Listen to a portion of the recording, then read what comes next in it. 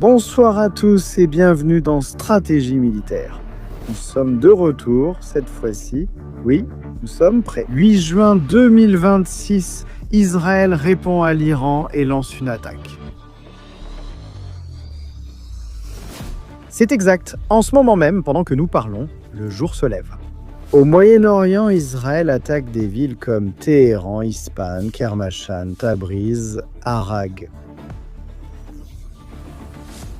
En ce moment même, pendant que nous parlons, des avions israéliens décollent en direction de l'Iran.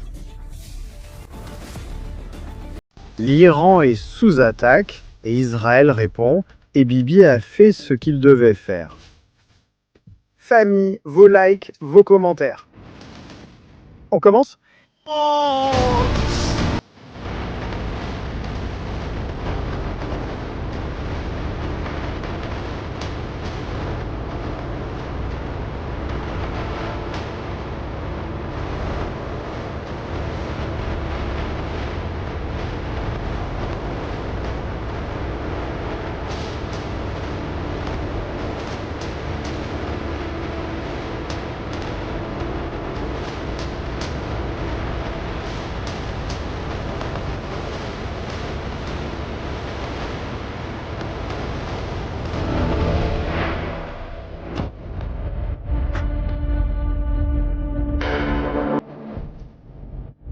Famille, excellente soirée et bienvenue sur Stratégie militaire. Nous sommes en direct. Dernière minute, breaking news en ce moment même, pendant que nous parlons ici, sur votre chaîne d'information, sur votre chaîne de l'actualité en temps réel.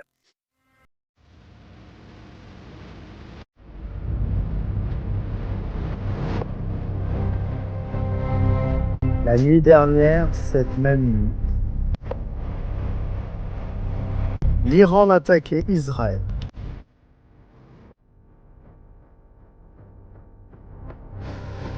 Pendant 2 heures, nous avons parlé avec Ariel Kaneski des scénarios possibles, de ce qui pourrait se passer et de ce qui pourrait arriver. Donald J. Trump disait que Netanyahou ne décide de rien, qu'Israël n'a rien à dire. Netanyahou l'a refait. Il l'a fait avec Joe Biden et il le fait maintenant avec Donald J. Trump. La réponse est non. Ils ne vont pas nous attaquer sans qu'il y ait une réponse. Non, nous allons rester là à attendre. À nous faire bombarder.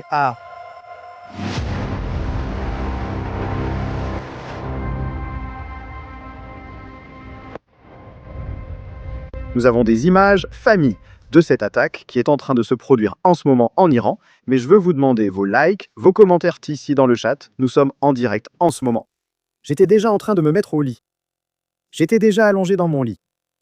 J'ai fait la dernière vérification de ce qui se passait, j'ai vu la nouvelle et j'ai actualisé 5 fois pour voir si c'était vrai, et c'est confirmé. L'armée de l'air israélienne a attaqué des cibles à l'intérieur de l'Iran. L'armée de l'air a frappé des objectifs militaires. Récemment, dans l'ouest et le centre de l'Iran. Parmi les cibles qui ont été attaquées, rien de moins que l'aéroport de Téhéran. C'est bien ce que vous entendez.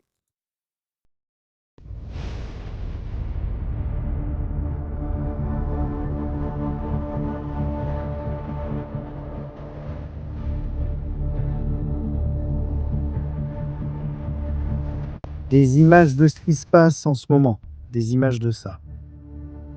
Et nous allons rapidement prendre de la hauteur pour voir ce qui se passe, ce qui est en train de se passer.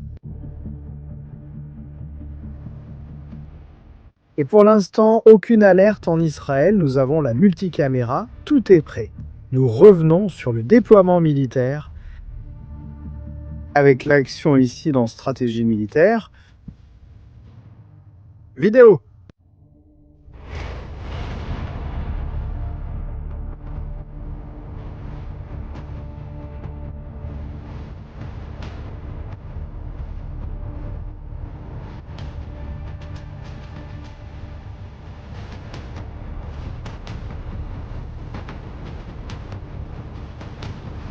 Image d'Ispahan, plusieurs endroits attaqués.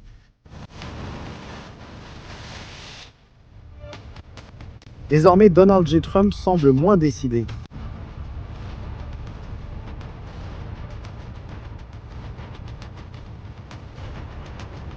Il semble que maintenant, Israël va décider de son avenir. Ou pas? Ou est-ce que cela pourrait être une attaque pour blanchir la situation? Nous allons le découvrir ici, dans Stratégie militaire. Indirect.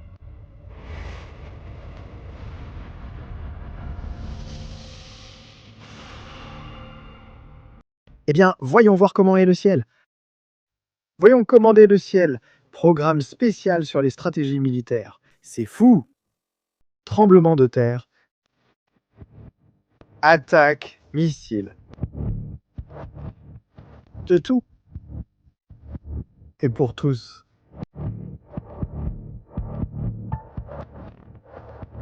Ils viennent d'évacuer un P-8.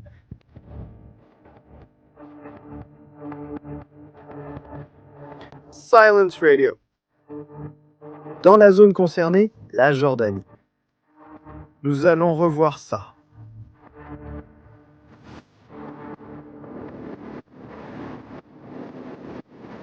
C'était il y a 2 heures.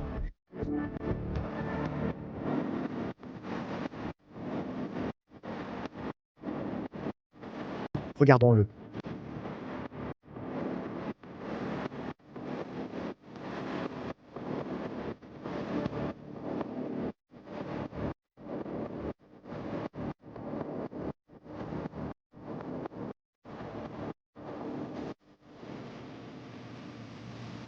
Ils ont éteint le transpondeur.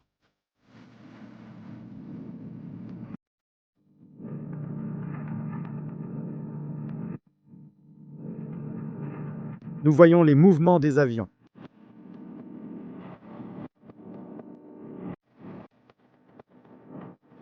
Mais maintenant, la question est, l'Iran va-t-il répondre? Ce sera la suite. Des endroits qui ont été attaqués. Olmia. L'une des principales bases de missiles de l'Iran.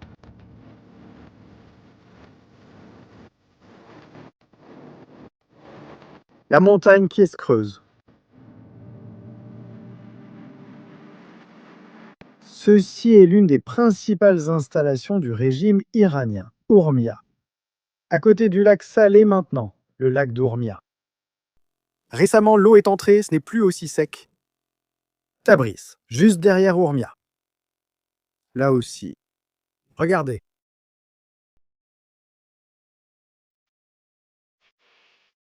La nuit dernière, les missiles sont aussi venus de Tabriz. Des colonnes de fumée s'élèvent. Un instant, je dois confirmer une information de dernière minute.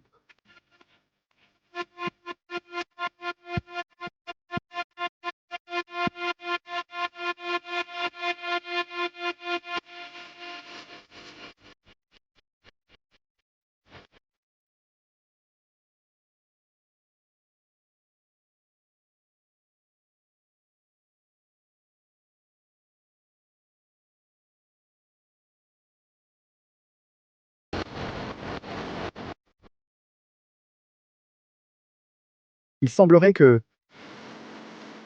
il y a quelques minutes, des avions ont décollé.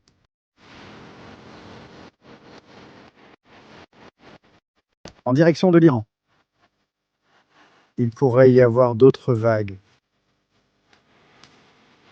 Israël. Il se prépare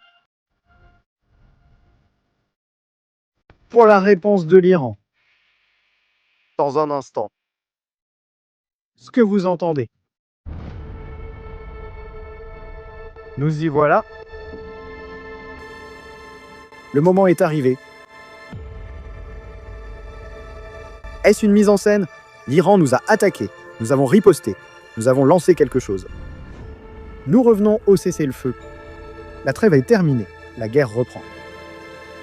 C'est l'excuse que les deux attendaient.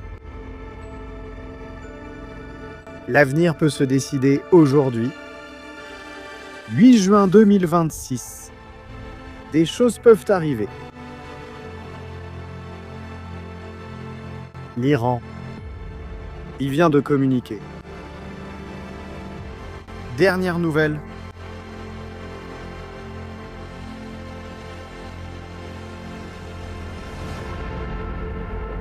Il semble qu'Israël a utilisé des missiles balistiques lancés depuis les airs contre l'Iran. Il semble que oui, selon l'Iran, que les avions ne sont pas entrés sur le territoire.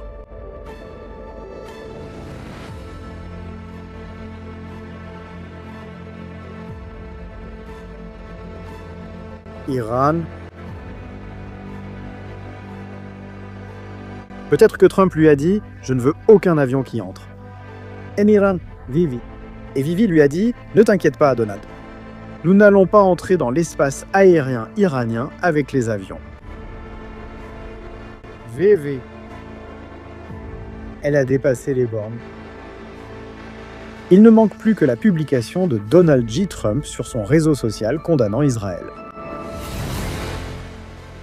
Nous y sommes. Multicaméra en attente. Images. Tabriz. Téhéran. Ispahan, Tel Aviv, nord d'Israël. Tout est prêt. Ce qui doit arriver, arrivera. Pour l'instant, Donald J. Trump, il ne dit rien.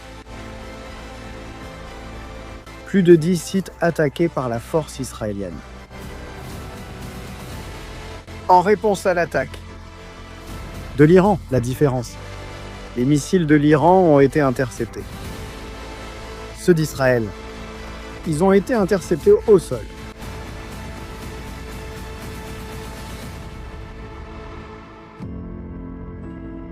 C'est de la folie en ce moment.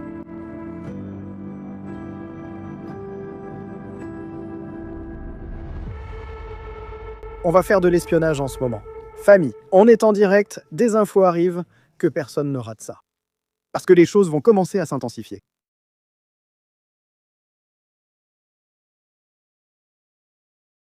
Beaucoup, idam. Israël a été abandonné à son sort. Et son destin sera de périr. Si Dieu le veut. Êtes-vous en train de dire que les États-Unis ont abandonné Israël? Insinuez-vous cela, Iran, idam? Je ne sais pas, mais en ce moment? Cela circule sur leur réseau, en ce moment. Pendant que nous parlons, ils sont très en colère à Idam. Ils sont vraiment très en colère en ce moment. À Idam, la Maison-Blanche. La Maison-Blanche confirme que les États-Unis n'ont pas participé à l'attaque. Ça s'efface.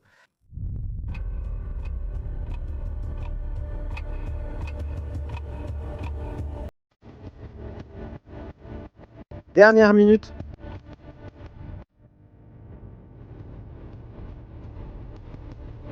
La Maison-Blanche prend ses distances. Nous n'avons pas attaqué. Nous n'avons pas donné l'ordre d'attaquer. Si Bibi l'a fait, il a dû utiliser ses 4 avions ravitailleurs pour cette opération. Ou peut-être que quelque part entre Israël et l'Iran. Il se peut. Une surprise.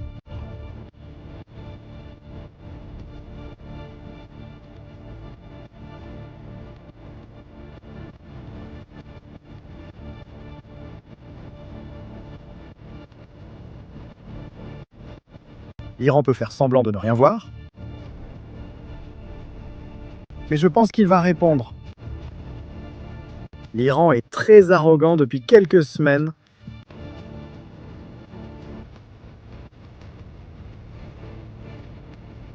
Voyons voir si maintenant.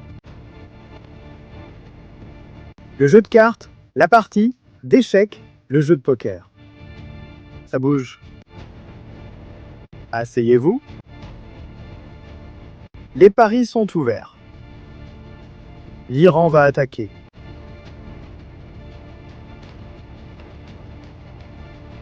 Tout est prêt.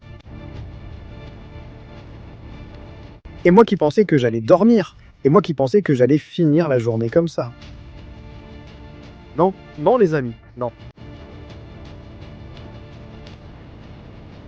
C'est comme ça. Nous revenons à l'essence de cette émission. Ici, personne ne bouge.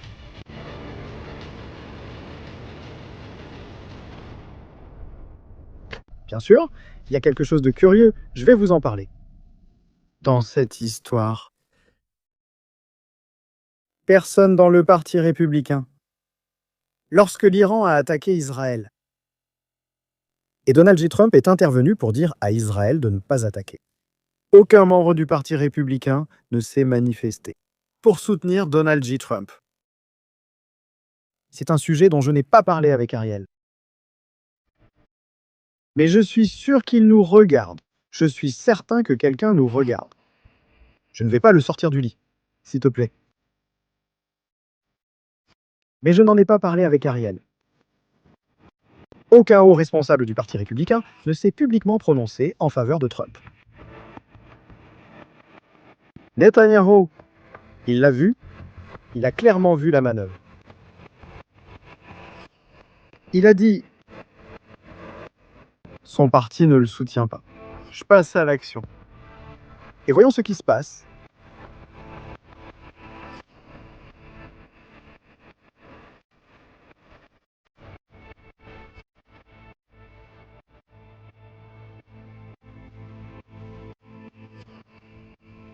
Au fait, on ne sait pas s'il y en a eu des impacts ou pas. Quelque chose attire l'attention. On savait que cette attaque allait avoir lieu. Quelqu'un a prévenu l'Iran. Je vais vous montrer une vidéo. Pendant l'émission avec Ariel.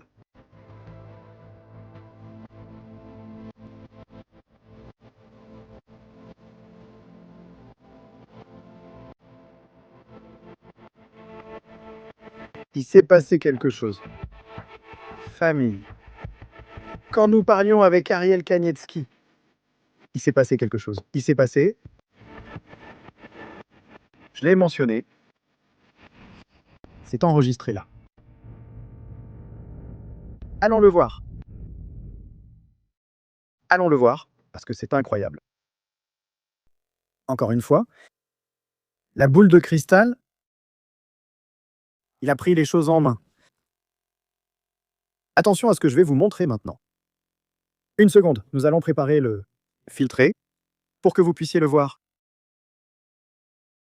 Ah, il y a eu un détail qui était frappant. Allons sur la carte.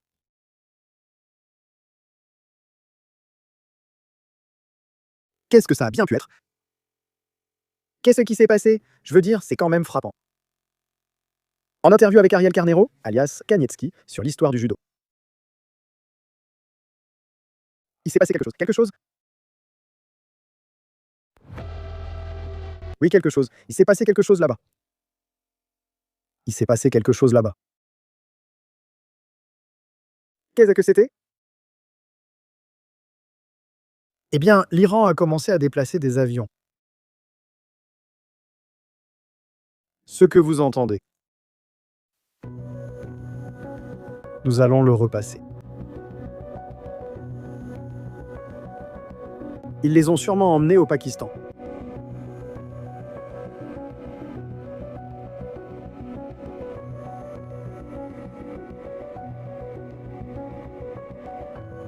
On va voir ça de ce côté-là.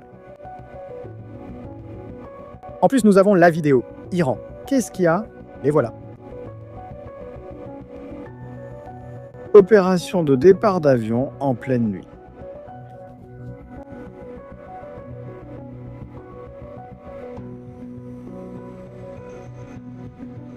Ils ont commencé à faire sortir davantage d'avions. Un de plus. Où vont-ils? Cap. Et plus d'avions.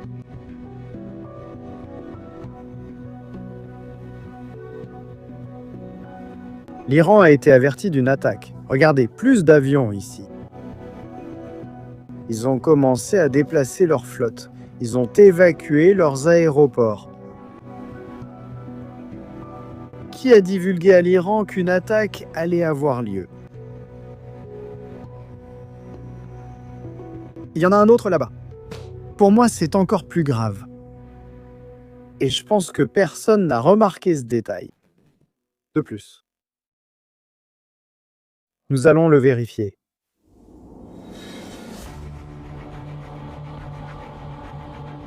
Vidéo. Iran.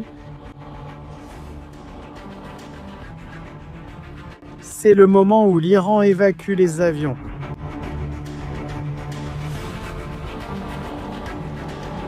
De su territorio.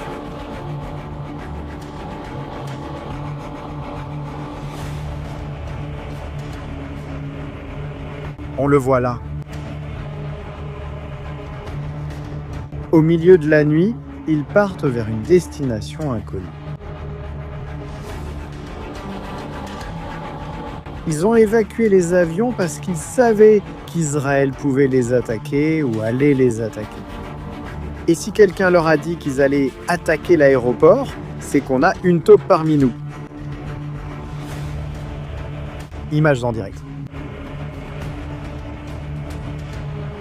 Pour l'instant, il n'y a pas d'alerte en Israël.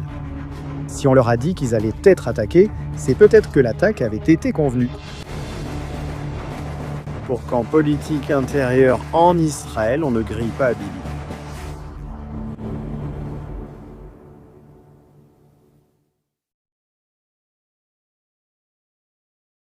Ou peut-être que Bibi a mis les cartes sur la table. Ou l'Iran, ou nous. Et ça aussi, c'est intéressant. Bibi a-t-il donné un ultimatum à Donald J. Trump? C'est possible? C'est possible, tout peut arriver ici. Pour l'instant, le président américain ne parle pas. Il ne parle pas.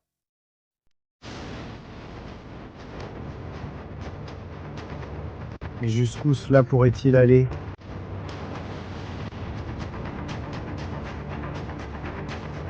Quels sont les plans que l'Iran peut mettre sur la table dans cette histoire? Eh bien, c'est clair.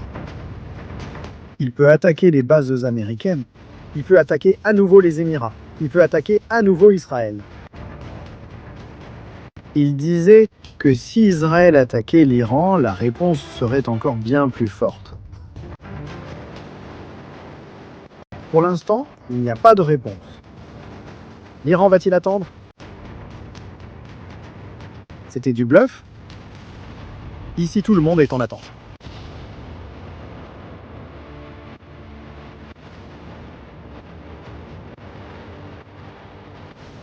Tout le monde attend le moment où cela sera là. Israël a déjà avancé ses pions. Il semble que pour l'instant, la première vague d'Israël soit terminée. 12 attaques. 12 cibles. Et selon la chaîne 2 israélienne, l'aéroport international de Téhéran a été attaqué. C'est ça. Maintenant, il faut voir si l'Iran répond. Qu'en pensez-vous? Va-t-il répondre? Je pense qu'on va devoir parler. Longuement ce soir et aujourd'hui, la guerre était terminée. C'est ce qu'il disait. Eh bien, il semble que non. Donald Trump ne parle toujours pas. Tout le monde actualise en ce moment même la page officielle de Donald J. Trump pour voir s'il parle ou s'il dit quelque chose. C'est hallucinant. Qu'est-ce que vous voulez que je vous dise? Remarquez que nous pensions, nous disions, beaucoup de gens aussi, et en plus c'est fondé, non? On n'attaquera pas l'Iran parce qu'il y a une Coupe du Monde, il n'y aura pas de guerre parce que les élections de mi-mandat approchent. Quand tout semble être sous contrôle, quand tout semble indiquer qu'il n'y a plus d'options, l'Iran attaque. C'est vrai. C'est la première fois que l'Iran lance l'attaque avant qu'Israël ne l'attaque. Pourquoi? C'est la première fois qu'il lance des missiles et des drones contre Israël. C'était en réponse à une attaque israélienne contre le consulat d'Iran à Damas. Cette fois, cela ne s'est pas produit. Et cela aussi est un événement marquant. Pour la première fois, l'Iran prend l'initiative d'attaquer Israël en utilisant comme prétexte une simple attaque à Beyrouth.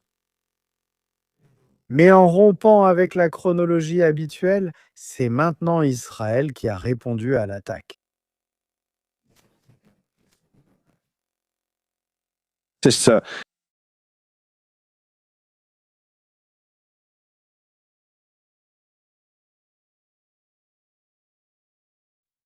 C'est ça. Merci. Et Trump, qu'est-ce qu'il doit être en train de faire maintenant? Quelle heure est-il à Washington en ce moment? Eh bien, à Washington DC, il est 10h31.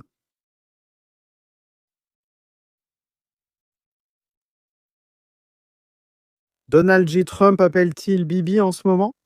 Est-ce qu'il est en train de dire que tu es fou? Ou Donald J. Trump le savait peut-être? Peut-être qu'il a dit « Écoute, fais ce que tu veux, mais ne va pas trop loin. » Nous n'avons aucune confirmation d'une élimination clé. Merci. Nous ignorons encore si des cibles du régime ou des bases ont été attaquées, mais je pense qu'il s'agit de bases et de l'aéroport. Où cela nous laisse-t-il? Non.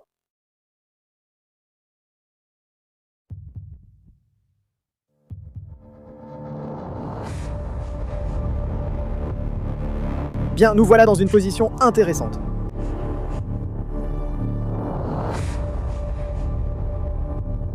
Pourquoi? Parce que l'Iran, ces dernières semaines, a rouvert ses silos à missiles.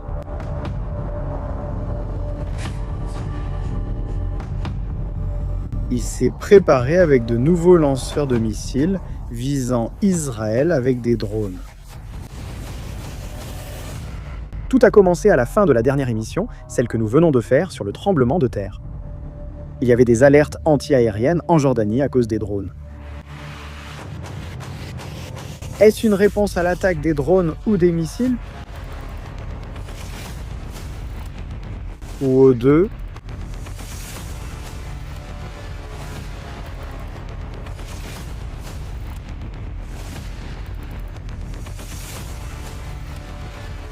L'Iran reconnaît l'attaque et c'est encore bien pire. Parce que maintenant, l'Iran doit répondre.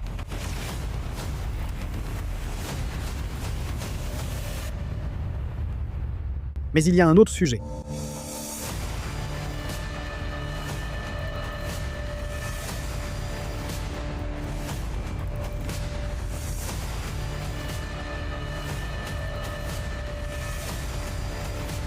Alertes en Arabie Saoudite. Des alertes seraient signalées en Arabie Saoudite. Confirmation à venir dans quelques minutes.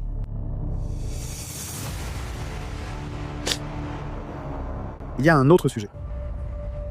Si l'Iran tire maintenant sur Israël, quelle sera la réaction des États-Unis d'Amérique? Les États-Unis ont plus de 70 aéronefs sur le territoire israélien. Je dirais même plus de 100. Selon ce que j'ai vu, il y en a plus de 100. Pourrait-il y avoir une réponse conjointe? Que pourrait-il se passer en ce moment? Nous ne sommes pas sûrs de la question des sirènes en Arabie Saoudite. Si ce n'est pas clair, nous allons le vérifier maintenant. Nous avons de nouvelles vidéos. Nouvelles vidéos montrant ce qui s'est passé là-bas. La situation est difficile pour l'Iran. Ça ne s'annonce vraiment pas bien.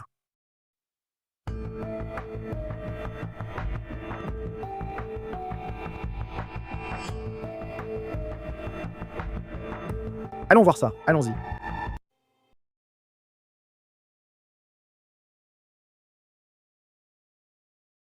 Le voilà. Images. L'Iran se réveille comme ça.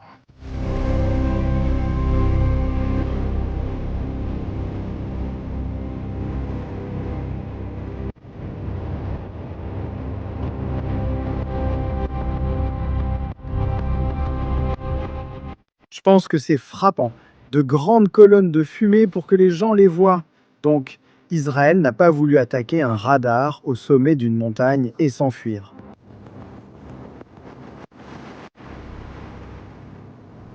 S'il cherchait une attaque symbolique, ce n'en est pas un. Ce n'en est pas une.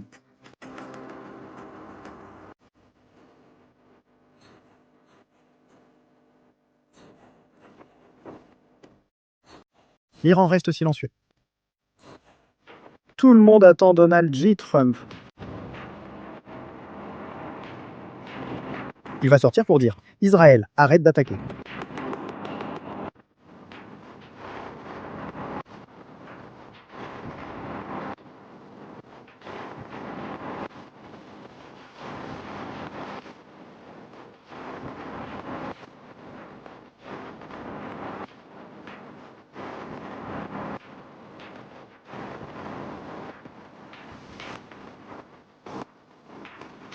On va voir.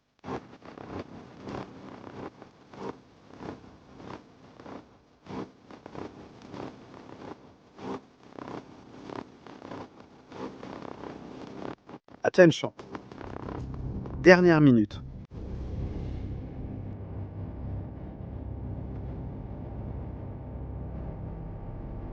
Dernière nouvelle en ce moment. Attention à cela. Arabie Saoudite. Un avertissement a été émis par la plateforme nationale d'alerte précoce du gouvernorat d'Al-Kark pour signaler un danger. Veuillez suivre les instructions ci-dessous. Citoyens, mettez-vous à l'abri et suivez les instructions officielles de la plateforme nationale d'alerte précoce.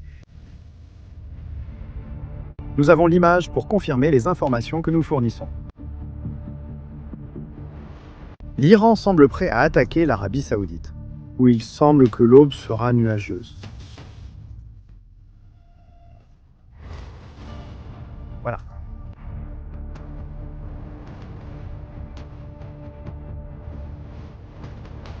Eh bien, c'est incroyable. Attention, attention à ça aussi. Overlord. Le drone américain qui retournait à la base vient de faire demi-tour et reste dans la zone d'opération. Il était déjà en train d'arriver et ils l'ont renvoyé.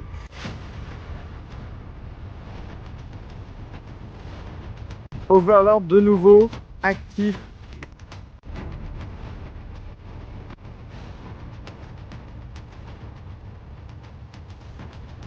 Allons voir quelque chose.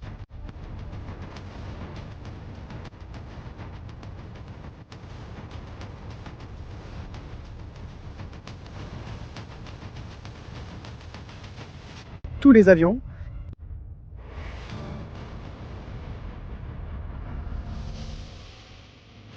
Pour l'instant, il n'y a pas de déviation. Pour l'instant, il n'y a pas de déroutement des vols civils.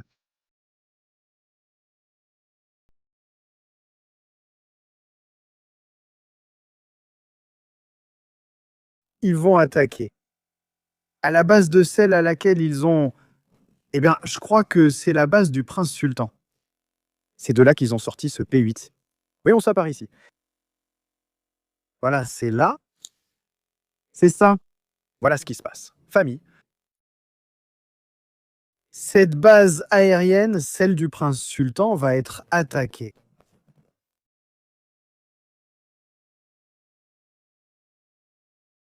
Nous allons la chercher par ici. Nous changeons de carte pour plus de rapidité et de fluidité. Nous continuons avec la multicaméra. Nous sommes prêts ici. Multicaméra. Voilà. Pas d'inquiétude, les caméras sont prêtes. Essayons de donner un sens à tout ça.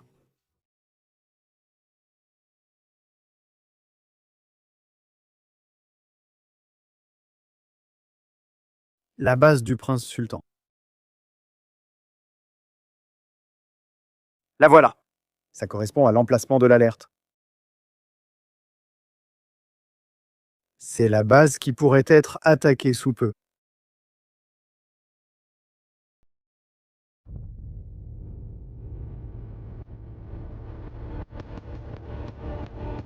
L'Iran pourrait attaquer la base du prince sultan.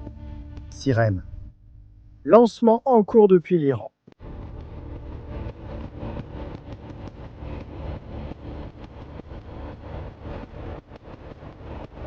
Sirène en ce moment. La base de Tal al-Sultan subit une attaque. Flight Reader.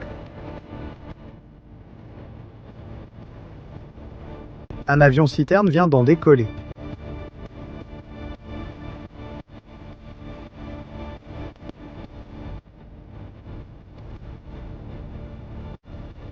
L'espace aérien est complètement saturé en ce moment.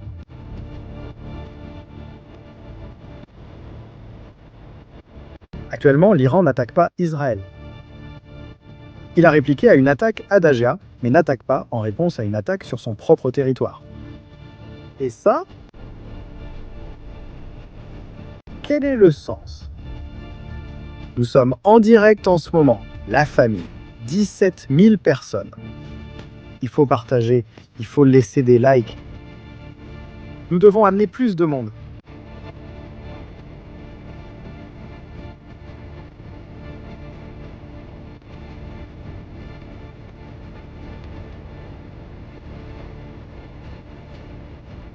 Voilà la colonne de fumée.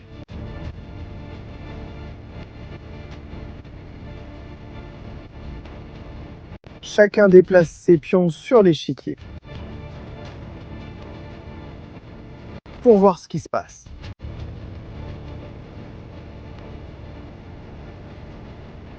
Nous continuons à chercher des nouvelles.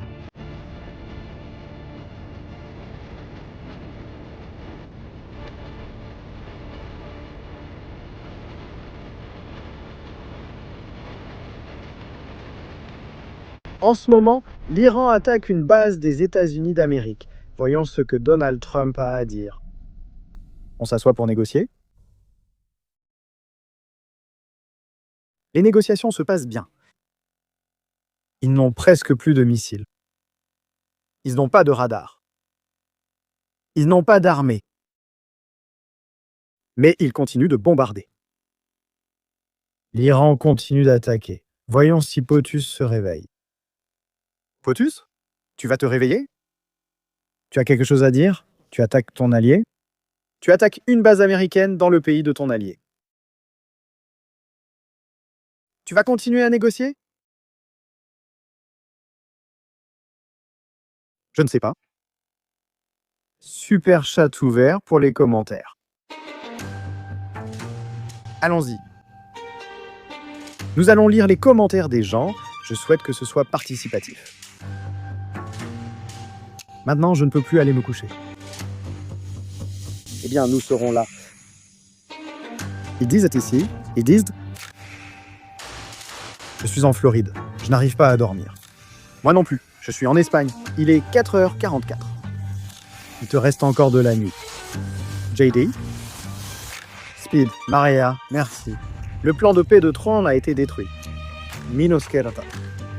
Possiblement. Aïda. Merci beaucoup, Aïda. Maricel, merci. Très généreuse. Victoria, bienvenue. Tout semble calculé pour affaiblir économiquement l'Iran, ce que souhaiterait Throne. Tu en penses quoi? Je ne crois pas que Throne le veuille vraiment. Mais je crois que Vivi... C'est Vivi. Et elle a attaqué. Elle l'a fait, donc on est sur la bonne voie. Stratégie, moi aussi j'étais pareil. Allongé sur le lit après ton live avec Ariel, résigné. Honnêtement, je fais un dernier tour sur mon téléphone et je me suis endormi au travail. Je n'en dis pas plus. Ça va être des vacances très intenses. Les Lozanidas, Pablo. J'ai dit stratégie. Fais attention ce soir. Vivi humilié par Troll. Je savais qu'il allait agir. Oui. Bravo Pablo, félicitations pour l'analyse. Le futur Donald Trump sera avec la journaliste. Il se lève et s'en va. Que Dieu bénisse Israël en période difficile. Une coalition arabe se forme. L'opération policière chinoise à Martha Mar Taïwan montre leur force. Je vais parler de Taïwan, mais je pense que les Émirats seront attaqués et Israël sera là. Raquel Jaifa, salutations du Texas, stratégie militaire. Bienvenue. Ciao, ciao. Bienvenue. Jacob, merci beaucoup. Nous sommes en direct. Nous ne pouvions pas laisser le peuple d'Israël seul. Nous sommes là, ensemble, prêts. Como el primer día. Et quel dommage! La première attaque m'a surpris alors que j'étais dehors. Ce lieu a déjà été étudié et il est vide. Nous sommes ici. Nous sommes ici. D'accord? Qu'est-ce qu'on a d'autre? Mise à jour. C'est intéressant.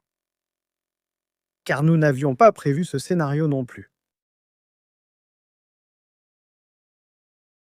Le danger est écarté dans la province d'Al-Kark pour votre sécurité.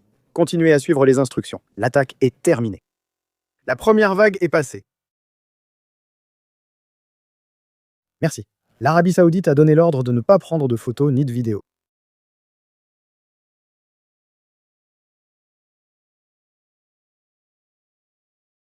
Aujourd'hui, je ne vais pas pêcher. Je vais manquer aux poissons. C'est comme ça. D'accord? Salutations de New York. Salutations. William, salutations. Que va-t-il se passer maintenant? Il n'y a pas non plus beaucoup d'images de ce qui se passe en Iran.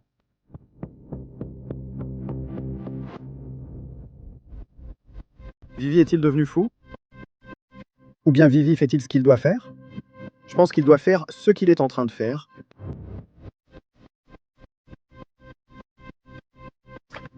Salutations. Maintenant, le sujet devient encore plus intéressant. Il y avait un ultimatum jusqu'à jeudi. La question que je pose est pourquoi attendre jeudi? Ne remets pas à demain ce que tu peux faire aujourd'hui.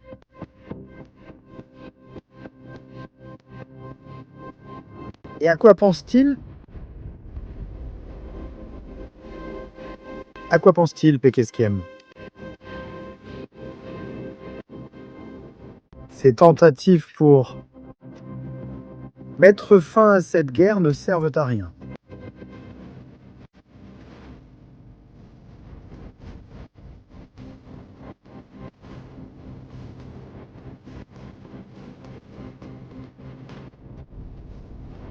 À propos, les élections au Pérou.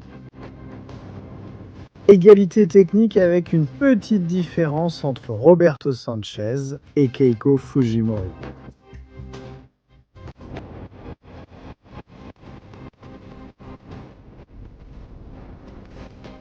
Gagnant. Pour le moment, avec un petit écart, les communistes.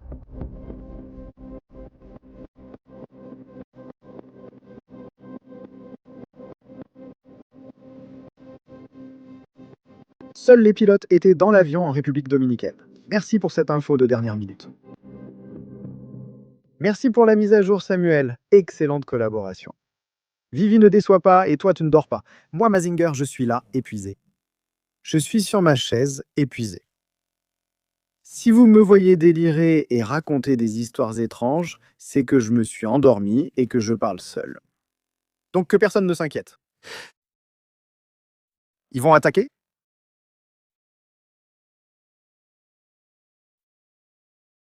Imaginez qu'on termine le direct maintenant et que dans 5 minutes, les sirènes commencent à retentir. C'est un sujet compliqué. C'est un sujet compliqué. Très compliqué. Eh bien, l'attaque a visé 2 cibles dispersées à travers le pays. Ceci a également été une attaque pour montrer à l'Iran qu'Israël a la capacité à lui seul d'y pénétrer et d'en percer les défenses. Même avec le renforcement de la défense antiaérienne qu'ils ont mis en place ou avec les ajustements qu'ils ont faits à la défense antiaérienne. Cela signifie qu'Israël peut encore frapper l'Iran. Maintenant, est-ce une attaque qui va être déterminante? Non, non. No.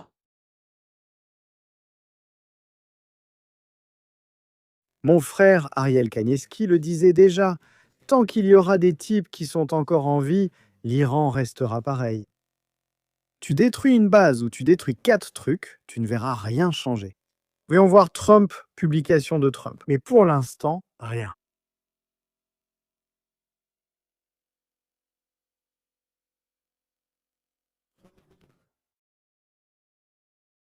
Tenez-vous.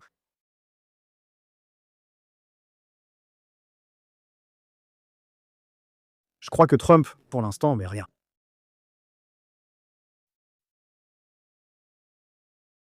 Non. Pour l'instant, rien.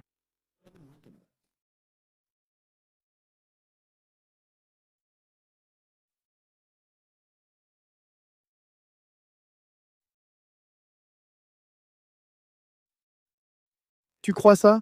Cette question est vraiment bonne. Tu ne penses pas que c'est pour obliger l'Iran à signer? Mais il ne veut pas signer. Mais Israël ne veut pas non plus qu'il signe, car ce qui sera signé est mauvais pour Israël. Alors je pense que les deux se donnent encore l'occasion de se jauger. Honnêtement, à mon avis, je pense qu'ils ne se sont pas encore vraiment mesurés. Honnêtement, les forces iraniennes attaquaient des installations de missiles qui sont protégées sous terre uniquement aux entrées, pour qu'ensuite une excavatrice vienne 3 heures plus tard et les rouvre. Ce n'est pas efficace. Beaucoup de munitions ont été utilisées ces derniers mois. Elles ont été utilisées sans efficacité. Pourquoi ce n'est pas efficace? L'Iran possède toujours des installations et continue de lancer des missiles. Donc ça ne sert à rien. Il faut chercher une autre option. Qui a la clé de cette option? Israël. C'est lui qui avait les renseignements, voulait déplacer les Kurdes et accomplir de nombreuses choses. Qui a un?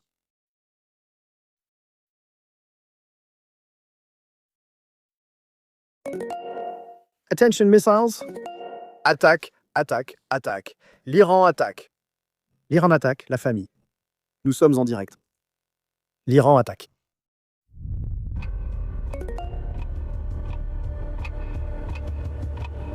Atención.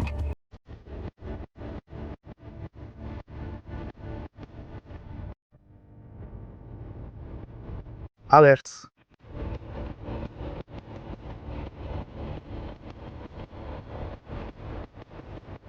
Tout de suite. Azot. Attaque totale de l'Iran. 469 villes. L'Iran attaque Israël en ce moment. Famille, nous sommes en direct. Voilà la réponse. Tous aux abris immédiatement.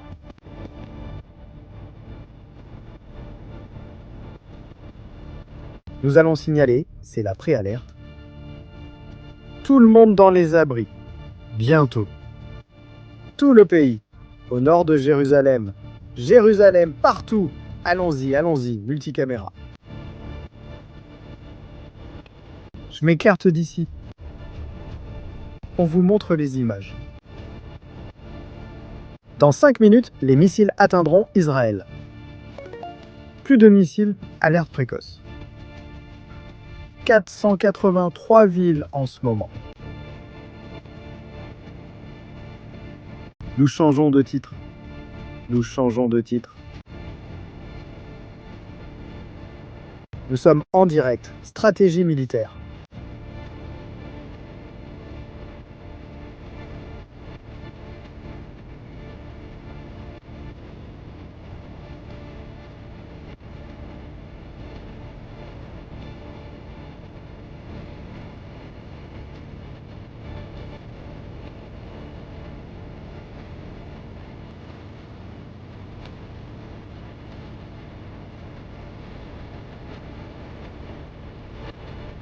La guerre revient.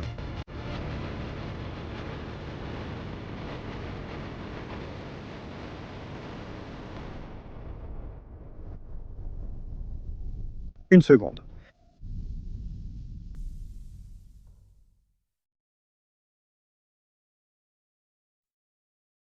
Nous sommes en direct.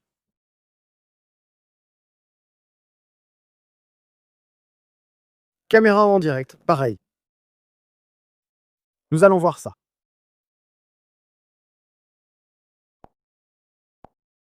Eh bien, beaucoup de mes amis sont en route vers l'abri en ce moment. Ça a commencé. Ils ont tiré depuis le Yémen. Ils ont aussi tiré depuis le Yémen. Regardons cela.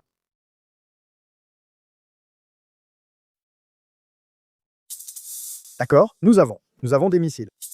Passons aux alertes. Allons-y. Voilà ce que nous avons. Tir depuis le Yémen. On dirait que ça vient du Yémen. Gousdan, Kolom, Bexiem, Hébron, toute cette zone, Modine. Rala, Rolo Lot, Richon Letion, Ramadgam. Passons aux images. Caméra en direct. Il y a des sirènes. Je ne mets pas le son des sirènes, mais il y a des sirènes. En ce moment, il y a des sirènes. Des sirènes à Tel Aviv. Les personnes en Israël, je ne veux pas mettre le son pour ne pas alerter. Mais il y a des attaques en ce moment. En ce moment même. Des attaques.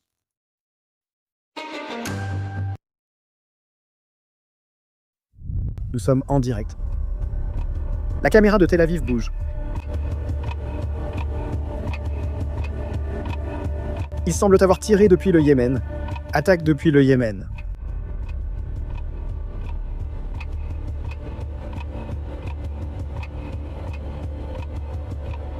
D'après la trajectoire que nous voyons,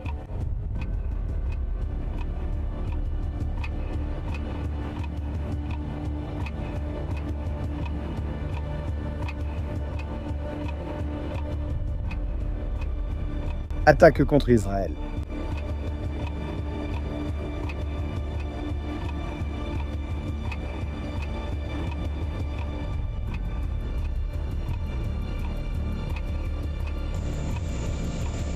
On coupe le son.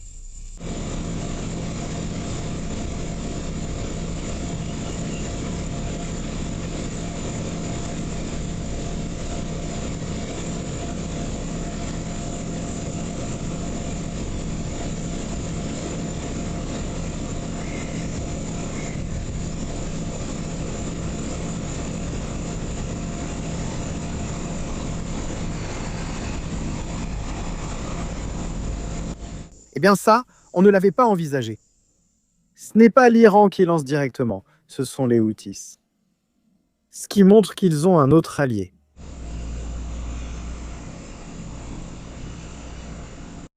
Pour l'instant, on n'a rien vu.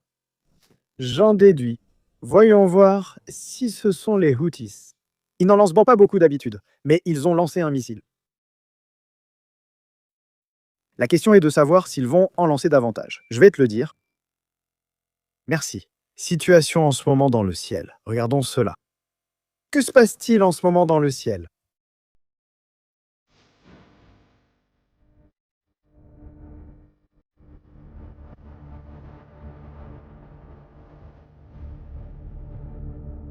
Espace aérien.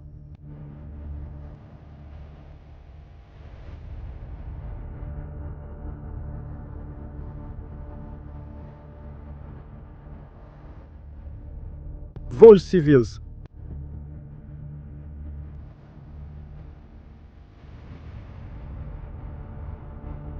L'avion en provenance d'Éthiopie est actuellement détourné. L'avion en provenance de Boston ne peut pas atterrir en ce moment. L'avion Arkea arrive de Parida, Tel Aviv. Nous ne savons pas ce qui se passe.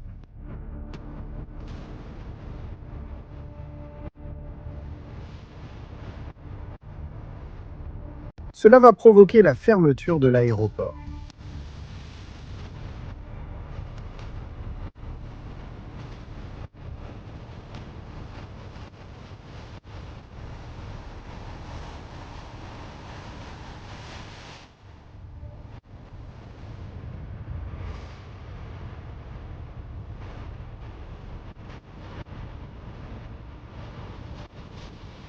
Eh bien, quelque chose attire l'attention.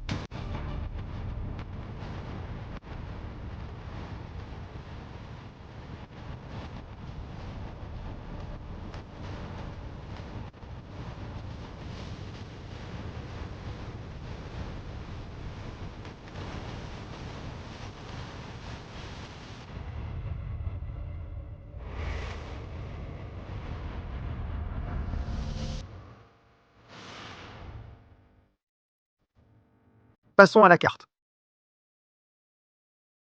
En regardant la trajectoire de ce missile, nous savons que l'Iran a attaqué la base du prince sultan. C'est clair pour nous. Ou du moins, je pense que c'est clair pour tout le monde. Si cela s'est passé en ligne droite depuis Hébron, allons-y, nous allons le chercher par ici.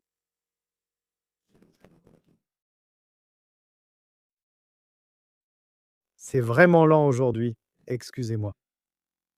Nous avons des problèmes compliqués. Nous allons voir ça. Voici Hébron.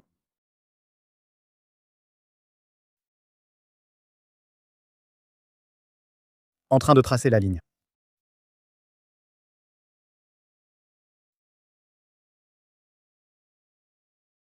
La trajectoire. Il aura lancé depuis la zone 2.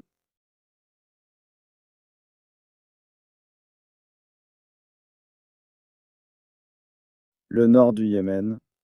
C'est de cette zone. C'est de cette zone-là. Ce lancement aura été effectué là-bas. Nous n'avons pas encore de confirmation qu'il y ait des blessés. Au revoir.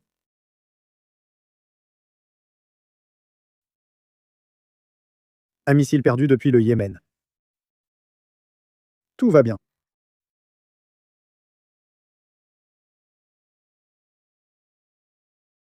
Un missile perdu depuis le Yémen. C'est hallucinant. Maintenant, il faut donner des ordres. OFDI, attaquer le Yémen, ce serait l'autre option. Que se passe-t-il ici?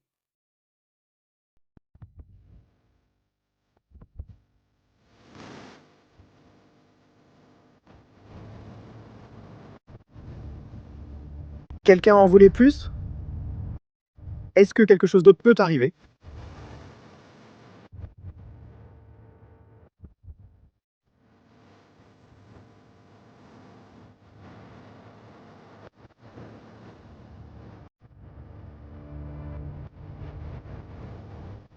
Nous sommes en direct en ce moment.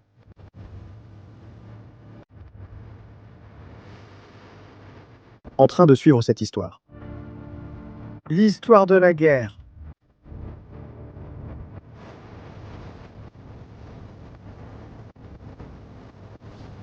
Nous y sommes.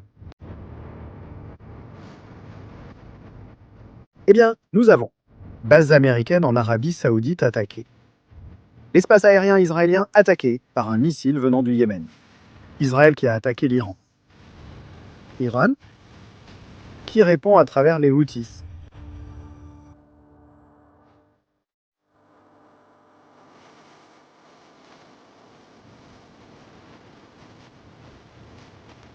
Et maintenant, allons négocier.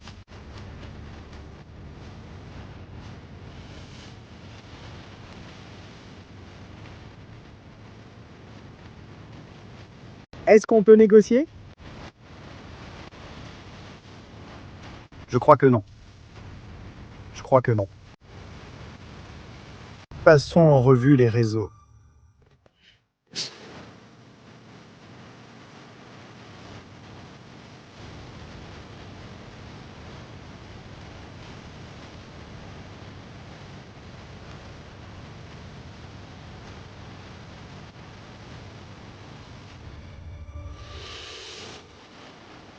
Allons voir ça. Que disent ces fous sur leur réseau?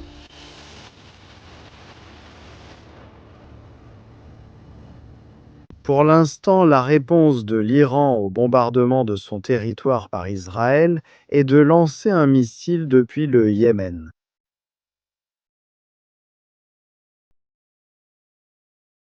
Je ne sais pas si je dois aller me coucher et laisser ainsi. Il y a des choses qui me surprennent. L'Iran est-il capable de lancer 3 vagues de missiles sur Israël grâce à lui? Il les lance. Israël bombarde 12 endroits. Et l'Iran? Et eux, en réponse?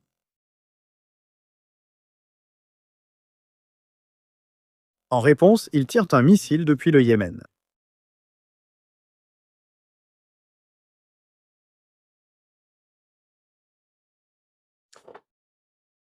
Au fait, en parlant de pétro. Faisons une parenthèse là-dessus. En parlant de pétro. Voyons si l'histoire du tigre se termine enfin. Et que le tigre nous permette que Pétro soit expulsé de YouTube. Regardez ce que Pétro s'est mis à dire. Oui. Je vais le barrer parce que je ne veux pas que ma chaîne soit censurée à cause de Pétronidas. Mais il a sorti une vraie pétronade digne d'un manuel. C'est ce que disait Ariel. Il avait dit « Et le gars à la moustache ». L'ambassadeur d'Israël auprès des Nations Unies lui a répondu « Terrible ce que Pétro a fait ». C'est négatif, néfaste. Voilà, Pétro reste fidèle à lui-même.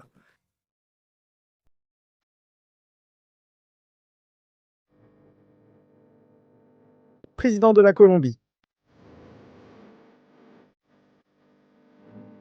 Quoi qu'il se passe dans sa vie personnelle, il y a des lignes qu'on ne doit jamais franchir. Utiliser des slogans nazis est une bassesse honteuse dont on ne revient pas. J'espère qu'il réfléchira et qu'il s'excusera avant ce mercredi, lorsqu'il doit présider le débat au Conseil de sécurité des Nations Unies.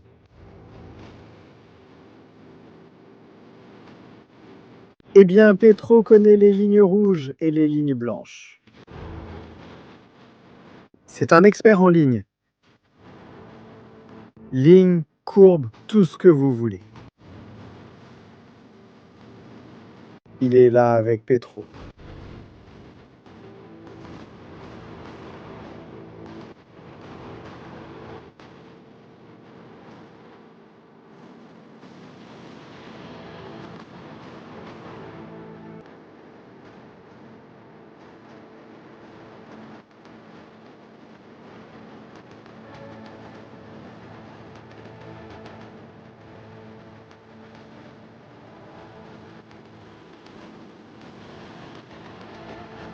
Il n'y a pas de confirmation de dégâts. Le missile a été abattu.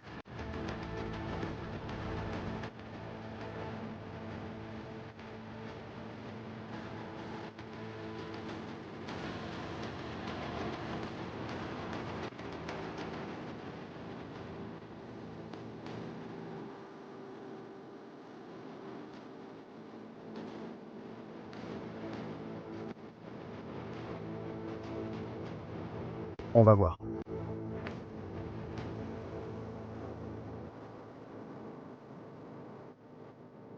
Qu'est-ce qu'on a par ici?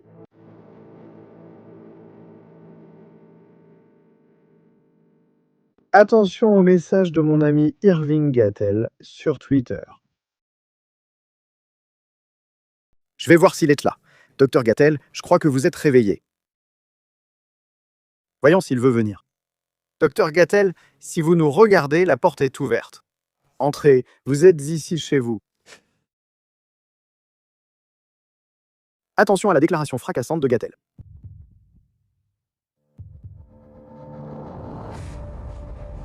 Gattel ne retient rien.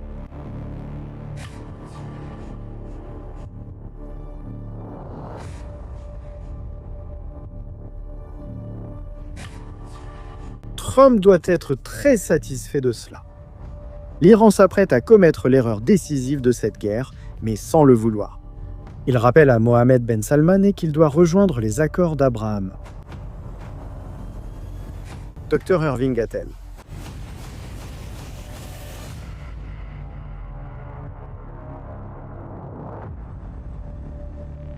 Il dit qu'aujourd'hui, c'est une nuit blanche.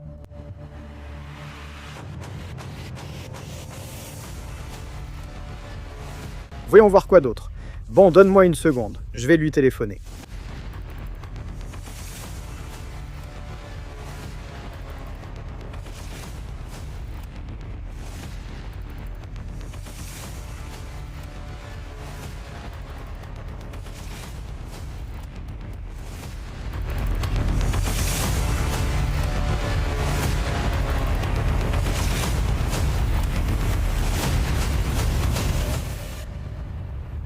J'aimerais que Gattel vienne.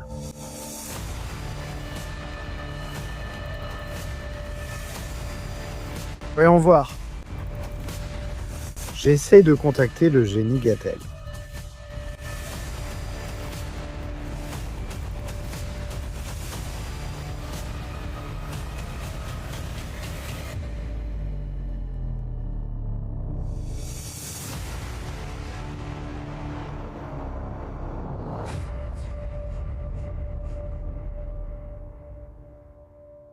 Nous y travaillons. Nous y travaillons. Gattel arrive dans 10 minutes. Le docteur Gattel arrive dans 10 minutes. Vous êtes prévenu? Le docteur Gattel arrive dans 10 minutes. Bon, petit préambule avant le docteur Gattel.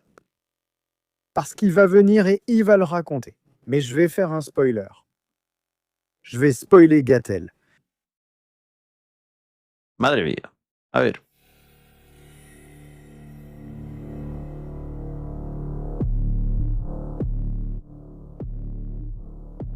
On va le lire.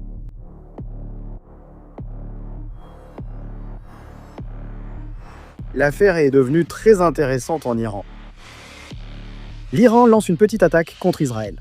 Non pas parce qu'il l'a décidé ainsi, mais parce qu'il n'a plus la pleine capacité de mener un bombardement massif. Israël a abattu tous les missiles qui présentaient un risque. 0 dégâts, 0 victimes. Deuxièmement, Israël répond par un bombardement qu'on ne pourrait pas non plus qualifier de massif. Cependant, il s'agit d'une attaque bien conçue sur le plan stratégique. Des batteries anti-aériennes, l'aéroport principal de Téhéran et une usine de drones. En cas de nouvelle guerre, l'Iran subira ses pertes, au grand plaisir des États-Unis. 3. Gattel y va à fond. La première chose qui devient évidente, c'est que la capacité d'attaque de l'Iran contre Israël est très dégradée. La capacité d'Israël à attaquer l'Iran reste à son maximum. Les défenses iraniennes étaient absentes. Israël a agi librement dans le ciel iranien. 4. L'Iran doit maintenant décider s'il lance une attaque plus agressive. Mais cela jouerait le jeu des États-Unis et d'Israël. Dans ce cas, l'Iran serait tenu responsable de la relance de la guerre. Si l'Iran veut montrer sa force, il doit attaquer des pays arabes, car avec Israël, il a déjà montré qu'il ne le pouvait pas. Eh bien, c'est en train de se réaliser. C'est en train de se réaliser, Gattel. Des signalements font état de sirènes d'alarme en Arabie Saoudite. L'Iran pourrait aggraver la situation et la guerre reprendre aujourd'hui. Paradoxalement, une attaque contre les pays arabes du Golfe est une excellente nouvelle pour Trump. Cela va rappeler aux dirigeants de Riyad, de Doha, qu'il est temps de rejoindre les accords d'Abraham. Ce soir, c'est une nuit blanche. En attendant l'évolution de la situation. Nous avons déjà gâché la surprise au docteur Gattel. Il arrive tout de suite.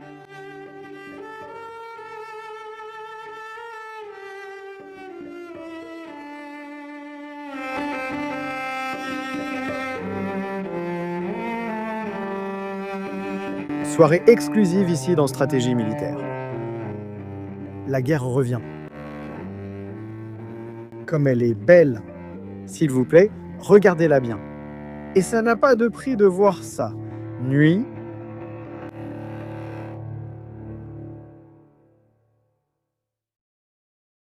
Quel endroit?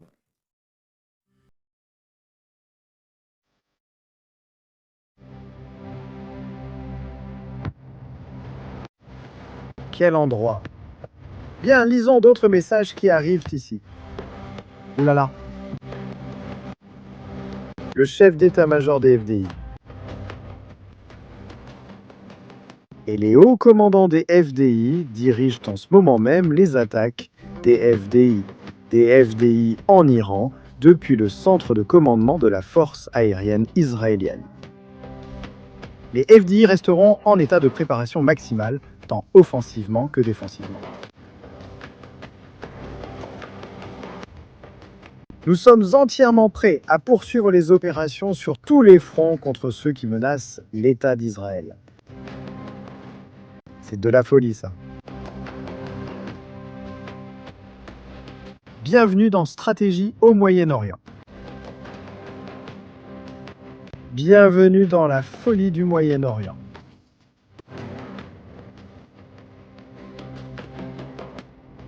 On est en direct, la famille. Ce sont des likes très importants. Eugenio Gattel va nous expliquer ce qui se passe. Divers points de vue, diverses façons de comprendre. Mais les Juifs ont lancé un missile. Merci Amira pour ces adhésions, mon ami.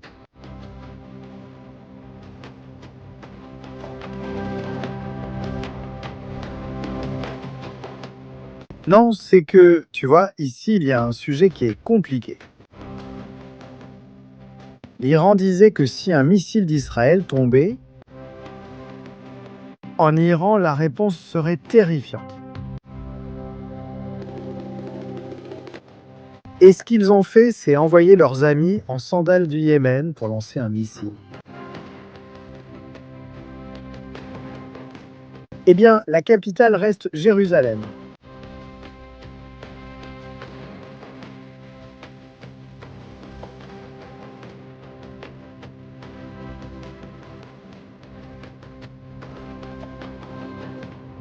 C'est incroyable ça. Nous sommes en direct dans le joyau de la ville. Je vais vous raconter, en attendant que Gattel arrive, je vais vous raconter quelque chose. Moi, personnellement, quand je vais à Jérusalem, c'est en pleine nuit, au petit matin. Je suis allé avec Ariel pendant la journée pour vivre quelques aventures là-bas, près de la mosquée Al-Aqsa et tout ça. Et mon Dieu, on est fou. Mais moi, j'aime ça la nuit. Moi, j'aime ça la nuit. Je pense que c'est spécial. Quand il n'y a personne, que tu peux marcher seul dans les rues, écouter le bruit de tes pas et te rendre compte où tu es. La clé pour découvrir la ville est là. Beaucoup de touristes y vont le jour, merci. Beaucoup de gens y vont. Va la nuit. Moi, dans mon cas, j'y vais la nuit. Et bon, nous sommes là. Récapitulons, qu'avons-nous aujourd'hui? Allons-y. Israël attaque Beyrouth. L'Iran attaque Israël.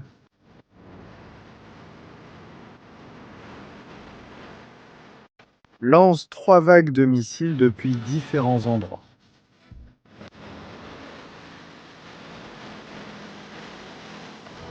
Je vous donne des informations maintenant. 4 missiles lancés depuis Kermashan lors de la première vague. 5 missiles lancés depuis Tabriz lors de la deuxième vague. 3 missiles depuis Urmia lors de la troisième vague. Et 7 missiles depuis Ispahan, Tabriz et Defoul lors de la quatrième vague. Le feu s'est concentré dans la zone nord d'Israël. Ils ont tous été abattus et il n'y a eu aucun dégât. Après cela, Bibi a parlé avec Trump. Trump lui a dit de ne pas attaquer. Trump a dit que Bibi n'avait rien à faire ici, qu'il n'avait aucun rôle à jouer, que c'était lui qui prenait les décisions. Israël s'est levé comme un lion et a dit « Comment ?» Il a sorti la griffe, il a montré les dents et il a attaqué l'Iran. 12 cibles. Et l'Iran répond par une attaque depuis le Yémen. Missiles balistiques, balistiques. Un? Juste un? Trop ridicule.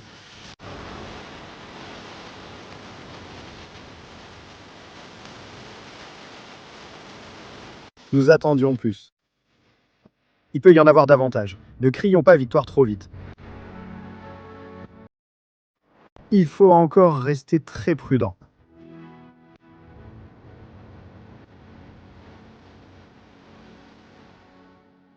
Eh bien, il semble que non. Il paraît que Trump a écrit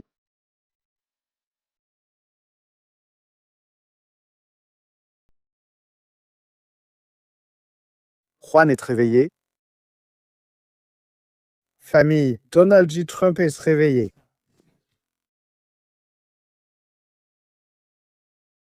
Ce que vous entendez?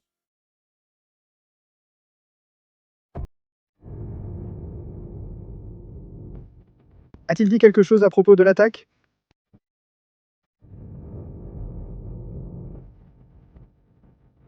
Que fait Donald J. Trump? Il y a 20 minutes, il a publié sur son réseau social que les élections en Californie sont une arnaque. Sans commentaire. Juan est complètement groggy en ce moment. Il est KO parce que Vivi... Juan est complètement groggy en ce moment. Il est KO parce que Vivi vient de lui faire un sale coup.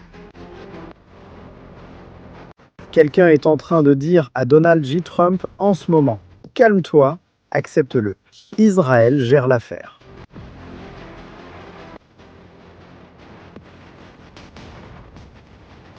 Mon Dieu, quelle nuit. Mon Dieu, quelle folie. C'est incroyable. Nous allions nous coucher, il est 5h23 en Espagne, en direct.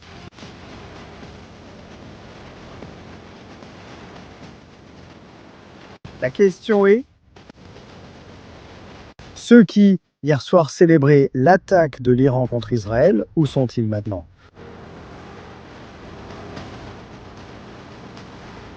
Hier soir, ils étaient ravis. Et maintenant, qu'est-ce qui s'est passé? Vous n'êtes plus content. Au Liban, en Iran, la fête est finie.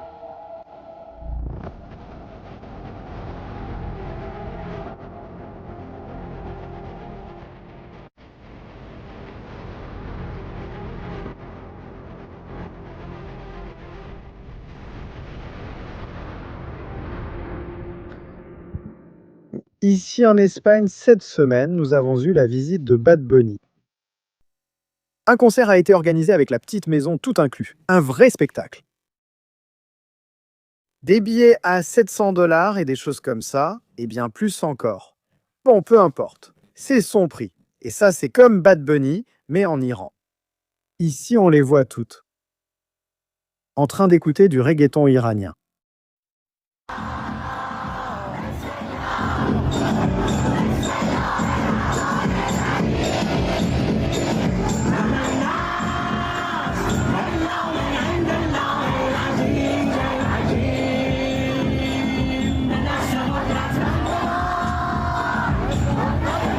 Ici, il ne manque plus que Titi m'a demandé. Oui, j'ai beaucoup de martyrs, c'est ça. Il faut faire le remix. Quelqu'un doit se lancer dans l'intelligence artificielle. Je ne sais pas qui peut le faire. La chanson de Titi m'a demandé si j'avais beaucoup de martyrs. Aujourd'hui, j'en ai un, demain, un autre. Mais ton ayatollah n'y est pas. Ce serait génial. Allons-y! Allons-y, allons-y. Bon, Je crois qu'on a une seconde. On attend ici le docteur Gattel, une petite seconde. Nous allons partager l'écran d'abord avec le docteur Gattel pour qu'il puisse voir cela. C'est que l'histoire est incroyable. C'est hallucinant. Et je crois en plus qu'ils vivent dans un monde tellement éloigné de la réalité. Ils croient vraiment qu'ils ont gagné la guerre ou qu'ils sont en train de la gagner, je ne sais pas. Mais allons voir ça. Voyons si le docteur Gattel. Le docteur est ici avec nous. Vous nous entendez, docteur Gattel? Vous nous entendez? Parfaitement, mon cher Estrategias Militares. Je suis ici prêt. Tout se passe très bien aujourd'hui. Aucun problème de son. Rien du tout. Nous sommes là avec le docteur Gattel. Nous cherchons le chat? Non, je cherche le câble Ethernet pour que le signal soit meilleur. D'accord. Non, docteur Gattel, tout va bien. Très bien. Dis-moi. Que se passe-t-il? Ce soir, personne ne dort, dites-vous. Non, pas exactement. J'ai le pressentiment que ça va être une nuit très intéressante parce qu'il faut évidemment surveiller les réactions de l'Iran qui, si je ne me trompe pas, a lancé une attaque contre l'Arabie Saoudite. Voyons jusqu'à quel niveau cette attaque va aller. Et, bien sûr, il faut aussi voir ce qui se passe avec le Yémen à cause des Houthis qui ont voulu faire leur attaque symbolique parce que ce qui se passe au Yémen est désormais essentiellement insignifiant. Mais bien sûr, oui, nous sommes à nouveau au risque que le conflit explose. Regarde, ici c'est un jeu intéressant où tout le monde attend que l'autre fasse une erreur. Donc il est devenu très évident tout à coup que l'Iran voulait provoquer la guerre de telle manière à pouvoir en accuser Israël. C'est une logique très tordue, n'est-ce pas? Le prétexte de l'Iran, c'est qu'Israël a bombardé Beyrouth. Israël avait prévenu qu'il bombarderait, et cela avec l'aval des États-Unis, c'est-à-dire avec l'accord des États-Unis, que Beyrouth ne serait pas attaqué à moins que le Hezbollah continue de bombarder le nord d'Israël. Et le Hezbollah l'a fait. Donc au bout du compte, c'est le Hezbollah. Le Hezbollah est celui qui provoque tout cela. Mais, bien sûr, l'Iran va toujours agir ainsi, en profitant de l'attitude des médias, parce que les médias vont toujours lui emboîter le pas sur ce sujet. Dans la logique de, c'est-à-dire, la négociation doit inclure l'interdiction pour Israël de continuer à attaquer le Hezbollah, mais on n'exige pas du Hezbollah qu'il cesse d'attaquer Israël. C'est-à-dire, c'est cette mentalité typique antisémite selon laquelle le Hezbollah a le droit d'agresser, mais Israël doit se retenir. C'est ainsi que l'Iran a joué. D'accord, le Hezbollah a attaqué, Israël a répondu, l'Iran prend cela comme prétexte, mais il lance une attaque limitée, en partie parce qu'il n'a plus les capacités militaires d'autrefois. C'est-à-dire, l'Iran est très affaibli, je le dis depuis un moment, parce que beaucoup me disaient, l'Iran se prépare, il s'arme. Oui, c'est vrai, mais aussi Israël et les États-Unis. Or, même si l'Iran se réarme, sa capacité à reconstituer sa puissance militaire n'est pas la même. C'est-à-dire, en plus du fait qu'il n'a plus la même capacité de production industrielle d'armement, parce que ses usines ont été gravement endommagées par les bombardements lors des contrôles internationaux. L'Iran, d'autre part, n'a pas non plus d'argent. Il est vraiment très, malgré la redondance, à court d'argent. Donc pour l'Iran, il est difficile de se réarmer face aux États-Unis et à Israël, non? Mais alors, l'Iran lance une attaque relativement petite pour préserver son stock, d'une part, mais aussi pour pouvoir dire « c'était une petite attaque, donc ne m'accusez pas de provoquer la guerre, la faute reviendra à Israël s'ils répondent ». Et donc, si Israël répond par une attaque, eh bien, en réalité, elle sera aussi limitée. C'est-à-dire, d'après ce que je peux lire dans les actualités, ce n'était pas vraiment une attaque massive d'Israël, c'était plutôt une attaque ciblée sur des sites stratégiques. Une usine de drones, l'aéroport de Téhéran, des batteries anti-aériennes, c'est-à-dire une attaque plutôt pour se préparer ou pour ce qui pourrait arriver ensuite.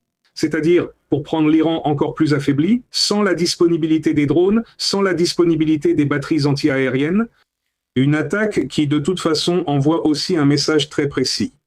L'Iran n'a pas eu la capacité de faire quoi que ce soit à Israël, c'est-à-dire que l'attaque aux missiles a été complètement neutralisée et tous les missiles qui représentaient un danger ont été effectivement interceptés. Et en revanche, l'attaque qu'Israël lance contre l'Iran, c'est encore Israël qui se promène, comme chez lui, dans les réseaux iraniens. C'est-à-dire, une fois de plus, cela montre que l'Iran, malgré tout ce qu'il aurait soi-disant fait pour se réarmer ou se réorganiser, n'a pas réussi à construire un système de défense anti-aérienne, ne serait-ce que minimalement efficace. Israël est entré à bombarder et reparti sans problème. Et donc, Israël répond aussi à un niveau où l'on peut dire, bon, c'était une petite attaque de la part de l'Iran, et ensuite une petite représaille, tout en diminutif, de la part d'Israël. Donc, encore une fois, la balle revient dans le camp iranien pour voir ce qu'ils vont faire. Et évidemment, ce qui semble se produire, c'est une attaque contre l'Arabie saoudite qui sera probablement aussi limitée pour ne pas pouvoir être désignée comme la coupable. Mais ici, le point intéressant est de voir comment l'Iran est tout le temps sur le fil du rasoir. Entre le problème, ou plutôt avec le problème de, d'une part, ne pas montrer de faiblesse parce que s'il ne répond pas, il paraît très faible, mais d'autre part, commettre une erreur qui provoquerait l'escalade définitive. Alors, l'Iran il est dans une situation très délicate et sous énormément de stress. Qu'en plus de savoir qu'il n'a pas les capacités militaires suffisantes pour faire face à une guerre, il manque d'argent, je le répète, c'est-à-dire l'embargo sur le détroit d'Ormuz continue de les affecter profondément.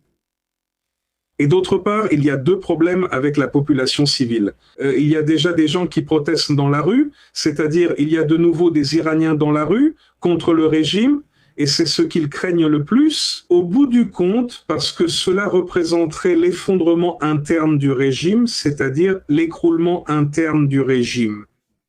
Le plus dangereux ne sera jamais ce qui peut les attaquer de l'extérieur, mais bien les problèmes internes, la faiblesse interne, l'ostéoporose du régime, c'est-à-dire avec le peuple qui se retourne contre lui à l'intérieur même du territoire iranien. Donc, une chose fondamentale là, c'était qu'il devait évidemment garder cela aussi caché que possible. Et c'est pour ça que ça m'interpelle beaucoup, maintenant avec du recul, après environ une semaine, que ce soit le président de l'Iran, Pezeshkian, qui ait donné l'ordre de rétablir Internet, sans l'autorisation ou sans consulter les gardiens de la révolution, ce qui semblerait déjà être une mesure de sabotage de la part de Pezeshkian, précisément pour commencer à miner le pouvoir des gardiens de la révolution. C'est-à-dire rétablir Internet pour que les gens en Iran aient, pendant quelques jours, la possibilité de communiquer au monde ce qui se passe là-bas. Eh bien, pour que les États-Unis et Israël puissent vérifier la situation et redéfinir leur stratégie en fonction de cela, n'est-ce pas? Donc, en ce moment, la situation est très confortable. Les États-Unis peuvent s'en laver les mains et dire « Je n'ai rien fait, je veux que la négociation continue ». L'Iran est celui qui se trouve dans la position où il ne s'agit plus seulement de dire « je ne veux pas négocier », car il le dit déjà, mais plutôt « je ne veux pas négocier et je vais attaquer ». C'est-à-dire l'Iran est au bord du gouffre. Et c'est là que les États-Unis et Israël ne veulent pas. Parce qu'au final, si une erreur est commise, celui qui va perdre, ce sera l'Iran. Maintenant, tout le monde sait que cette guerre est pratiquement inévitable. Parce que l'Iran ne montre toujours aucun signe de vouloir se rendre. Donc, avec cela, ils le poussent un peu plus, ou peut-être qu'il reste encore une infime possibilité, mais elle existe, que tout cela pousse le régime, les gardiens de la révolution, vers la débâcle. Eh bien, l'idéal serait que la politique reprenne le contrôle et qu'ils finissent enfin par se rendre pour que tout cela prenne fin, non ? Mais enfin, mon évaluation finale de la journée est que la situation pour l'Iran en ce moment est bien pire qu'il y a 24 heures. Docteur Getter, merci beaucoup pour cet éclairage sur ce qui se passe en ce moment là-bas. Je vais vous demander quelque chose. Bon, je vais vous montrer quelque chose. L'ambassadeur des États-Unis, Mike Joukabi, il y a à peine 10 minutes, a déclaré que l'Iran avait tiré sur Israël la nuit dernière et tôt ce matin. Les alertes aux missiles ont retenti à 6 heures du matin à Jérusalem. Les missiles ont été interceptés grâce à Dieu. L'Iran et ses agents, les proxys de la mer, veulent incendier l'Amérique et Israël. Le vaisseau mère de Satan se trouve à Téhéran. Dr Getter, Donald J. Trump a dit à Bibi de ne pas attaquer l'Iran ce soir. Donald J. Trump a dit que c'est lui qui prend les décisions et que Bibi ne prend aucune décision. Donald J. Trump a dit qu'Israël devra accepter l'accord qui sera signé avec l'Iran, qu'il lui plaise ou non. Question que je pose au Dr Getter. Que va-t-il arriver à Trump et Bibi? Rien, tout reste pareil. En fait, les États-Unis et Israël ont intérêt à continuer de jouer avec cette perception que le président américain et le premier ministre israélien se disputent, mais en réalité, il ne va rien se passer. En fait, Trump fait comme s'il ne faisait pas partie de cette escalade, comme si c'était une affaire entre Israël et l'Iran, Parce que Trump veut continuer à jouer ce jeu de je veux négocier. Je veux que cela se règle par la négociation. Écoute, nous savons tous que la négociation n'a aucun avenir dans les conditions actuelles. Pour que la négociation ait un sens, les gardes révolutionnaires doivent céder le pouvoir. Parce que tout ce que les États-Unis négocient avec la nouvelle politique de l'Iran, la garde révolutionnaire va tout simplement dire non. Tu le sais, je le sais, le public le sait, ils le savent en Israël, ils le savent aux États-Unis. Ce n'est pas un mystère. Donc, encore une fois, il faut arrêter de se concentrer autant sur le jeu des déclarations et regarder ce qui se passe sur le terrain réel. Ici, c'est très intéressant, par exemple, ce que dit Trump. Il faut l'analyser avec attention, parce qu'il dit que celui qui prend les décisions, c'est moi. Et ça, à bien des égards, c'est un mensonge. Dans tous les sens, c'est vrai. C'est-à-dire, voyons, toute cette guerre s'est faite au rythme et selon les directives établies par les États-Unis, pas par Israël. Israël aurait mené cette guerre de manière très différente, mais bien sûr, il ne pouvait pas le faire parce qu'ils sont esclaves. Et ça, c'est qu'il aurait mené cette guerre de façon très différente, mais bien sûr, il ne pouvait pas le faire parce qu'Israël n'en a pas la capacité. Ou massive, c'est-à-dire il a la technologie, il a, disons, la qualité militaire, mais il n'a pas la quantité à cause de la taille de l'Iran, de la taille du régime, des capacités militaires, de l'infrastructure militaire du régime et d'un régime qui est installé au pouvoir depuis 47 ans. Pour pouvoir mener cette guerre, il est absolument nécessaire d'avoir une alliance avec les États-Unis. La différence entre la guerre de 2 jours et ce que nous avons vu en mars et avril est frappante. Alors, ici, la partie intéressante est que lorsque tu fais des États-Unis ton partenaire dans une affaire comme celle-ci, surtout à cause du coût élevé, économiquement parlant, les États-Unis n'arrivent pas en tant que partenaire. Les États-Unis arrivent en tant que patron. Donc, eh bien, c'était le risque pour Israël. Enfin, pas le risque, le problème pour Israël, ou plutôt la situation inconfortable pour Israël, parce que ce n'est pas vraiment un problème, pas en tant que tel. La situation inconfortable pour Israël était qu'il allait devoir accepter que les choses se fassent au rythme imposé par les États-Unis et selon le style décidé par les États-Unis. Et c'est toujours le cas. Donald Trump prend donc les décisions. Maintenant, si après, voyons, fais le lien. Donald Trump est le premier à dire « c'est moi qui prends les décisions ». Et quelques heures plus tard, Israël lance un bombardement sur des sites stratégiques en Iran. Quelle conclusion faut-il en tirer? Que Trump était d'accord avec ça? Pour l'instant, aucun mouvement particulier à Washington. Il y aura sans doute des réclamations comme « je n'étais pas content de l'attaque à Beyrouth ». Mais au bout du compte, cette attaque israélienne profite aux États-Unis. Autrement dit, tout ce qui se passe actuellement profite aux États-Unis. Si les hostilités reprennent, l'Iran est plus affaibli, mais en plus, cette attaque a servi de test pour voir à quel point l'Iran est préparé en cas d'attaque. Il a déjà été confirmé qu'il n'est pas prêt. Donc les États-Unis savent aussi déjà de quoi il s'agit. Mais, deuxièmement, la réaction de l'Iran d'attaquer l'Arabie Saoudite. Maintenant, il se trouve que l'Arabie Saoudite doit se rappeler que Trump lui a dit qu'à la fin de la guerre, il veut voir les accords d'Abraham signés. Et l'Arabie Saoudite a dit non. Donc paradoxalement, c'est-à-dire involontairement, l'Iran rappelle à l'Arabie Saoudite qu'elle doit s'impliquer, signer, adhérer aux accords d'Abraham. Parce que, tout simplement, sinon elle est exposée. Autrement dit, la faiblesse des pays, des monarchies du Golfe, redevient évidente, car même avec la situation actuelle, ils restent vulnérables face à l'Iran. Donc ils ont besoin de rejoindre les accords d'Abraham. Donc en réalité, c'est une situation qui est profondément positive pour les États-Unis si l'on pense aux objectifs finaux. Maintenant, Trump doit continuer à faire semblant de vouloir parvenir à une négociation, disait-il. Voyons si nous la signons entre lundi et mercredi. Ils disent cela depuis 3 semaines, en déplaçant les dates, en les reportant, en les reportant. On est un peu comme dans l'histoire de Pierre et le loup, non? Vous vous souvenez de ce conte pour enfants, de Pierre, qui dit tout le temps « Eh bien, Prokofiev a une œuvre musicale merveilleuse à ce sujet ». Et Pierre passe son temps à dire « Voilà le loup, voilà le loup ». Et tout le village sort, et Pierre ne fait que rire parce qu'il fait ça pour plaisanter. Lorsque le loup attaque le troupeau et mange les moutons, Pierre court prévenir, mais personne ne le croit ni ne l'aide. Nous avons vu ce jeu Mais curieusement, dans ce cas, ce que je perçois, c'est que ce n'est pas Pierre qui dit « voilà le loup », c'est-à-dire « voilà un accord ». C'est le loup qui le fait. C'est-à-dire, ce sont les États-Unis qui ont gagné du temps, qui ont joué avec le temps. Pourquoi? Parce que l'économie iranienne continue de s'effondrer. Et parce que la population en Iran continue d'augmenter son sentiment anti-régime et adopte de plus en plus une attitude subversive, une attitude rebelle. Et oui, l'effondrement interne de l'Iran est réel.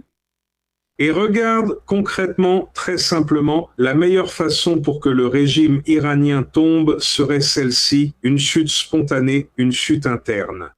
C'est-à-dire continuer à le laisser rouler. C'est pour cela que les États-Unis et Israël ont été si passifs face à l'idée de relancer les attaques. Eh bien, en ce moment, cette conjoncture a commencé à se produire. L'Iran est sous beaucoup de pression. Il est sur le point de commettre une grave erreur à tout moment. Nous l'avons vu cette semaine avec les attaques contre 4 pays arabes. Nous l'avons vu avec ces tentatives de couler des navires américains. Autrement dit, avec tout cela. Ce sont des preuves qu'en plus de ne pas négocier, l'Iran est plutôt dans une logique d'exiger qu'il n'y ait pas de négociation. L'Iran a déjà complètement changé son discours dans la négociation. Cela n'a plus rien à voir avec le nucléaire. L'Iran exige, il exige que pour continuer à négocier, on lui libère 24 ou 36 milliards de dollars parce que l'Iran a un besoin urgent d'argent et Trump en rit aux éclats. Et en fait, hier encore, on sait même que les États-Unis ont des plans pour commencer à utiliser cet argent afin de réparer les dégâts que l'Iran a causés dans les pays arabes. Donc l'Iran se retrouve dans une situation de plus en plus difficile, de plus en plus compromise.